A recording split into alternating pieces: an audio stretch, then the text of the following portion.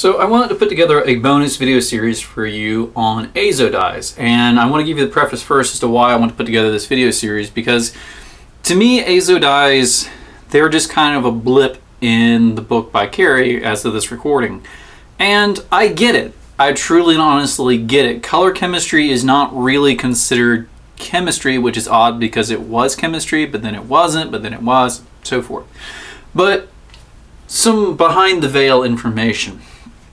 We as instructors teach to our strengths. I shouldn't say that. We don't always, but we like to teach to our strengths. We like to teach the things that we understand because they're important to us. We're passionate about it, and probably more than anything else, we committed so many years of our lives to it. So we really want to make sure that somebody knows about it. This can be a good or a bad thing. So in terms of your educational career, I would say there are three categories of information you're going to be taught.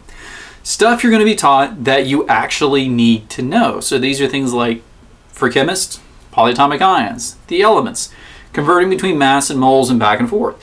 These are all things that a practicing chemist would need to know. Basic reactions, how to categorize reactions, how to predict yields. These are all incredibly important pieces of information. And this is going to be true regardless of when it's taught. And there's also information that you'll be taught that's just specific to, that era when you need to know it. Renewable energy, as this recording, actually even when I was in college, renewable energy was big, which kind of gets us to the second category. Things we teach because historically we've taught them. And this is my pure editorial view on this. The reason why organic chemistry is taught sophomore year is that when the curriculums were really codified, petroleum was big, oil was big. It was important to understand organic chemistry. And even today, you'll see college curriculums, you'll take 3 sections of organic chemistry, Orgo 1, Orgo 2, and usually informally called Orgo 3, but usually advanced organic chemistry. You would think, based on how much we teach organic chemistry, it's a huge part of the periodic table, and yet it's just this top corner in the P block. But historically, we've taught it. And it doesn't mean that organic chemistry isn't useful, it's just that you don't necessarily need that much. Now put this in contrast to something like electrochemistry. Yes, my background is electrochemistry. Of course I'm going to think it's important. But here's the thing. Battery technology is a thing. Renewable energy is a thing. These are the biggest employing fields. And yet we are strapped to find programs that teach it, because historically we haven't. So that's your second category. Things we teach because we historically teach, but they may not be relevant anymore. And then obviously the third category are things instructors teach because they're passionate about, may not necessarily be useful. So big example of this for me was when I took thermo in college, and we had a whole unit on polymer chemistry, or polymer thermodynamics, even though it had nothing to do with what any of us would practically be doing with our field. It just happened to be the professor did research on polymer thermodynamics, and he thought we should know it. And I will say that with anger in my voice, because he also kind of shorted us on information we should have been taught. But yeah, there's your 3 categories. So I bring this up because Carrie kind of glosses over azo dyes and azo coupling reactions, and I get it.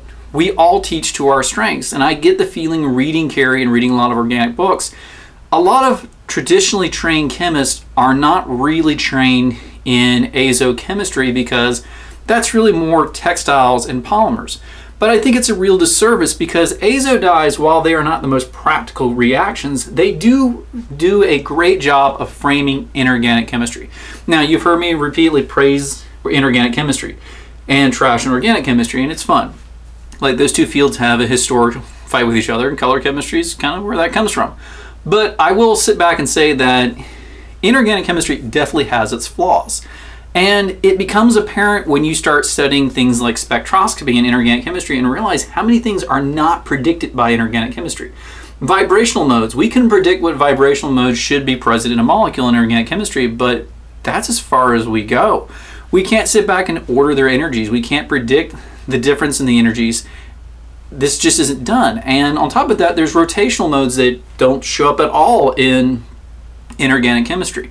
And so when you take inorganic chemistry and you start learning about spectroscopy and how it relates to inorganic chemistry, you begin to realize that there are distinct limitations of molecular orbital theory.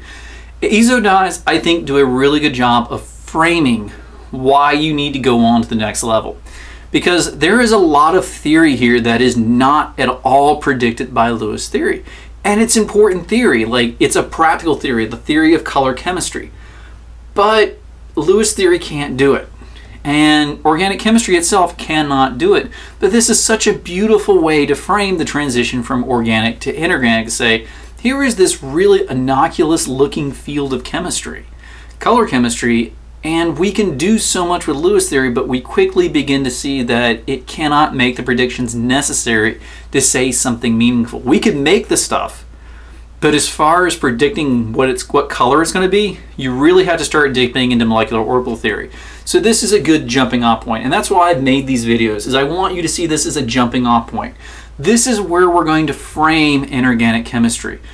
Lewis theory is a good theory for what it is. And I don't mean that in a disparaging sense. It is an incredibly efficient theory. You can do this with pencil and paper and make a lot of predictions, but we're starting to see now, in terms of your chemistry understanding, where we're moving to something that Lewis theory is starting to do things it can't predict anymore. It's starting to basically tread off into territory where what's going on is far beyond what the theory can describe. And this lays the framework for why we need a better theory. Not because we just want to know the information better, but because we need to know the information better. So those of you who stuck it out, I hope you enjoyed these videos. Hopefully you'll learn something that you wouldn't have learned in a traditional organic chemistry course, and hopefully this kind of inspires you to look at the next fields of chemistry, so physical chemistry, inorganic, quantitative, all those is kind of like growing up. You're going to learn more and more now. You've gotten through organic, you've seen the first majors course, and now you're going to see that there's a whole bunch of flavors of chemistry out there that may cater to what you're more interested in. You don't have to do organic chemistry with the rest of life. You don't do inorganic chemistry. I'd be proud if you did, but you don't have to do it. But definitely see these courses as kind of the end of the course as framing for why you're taking the next course.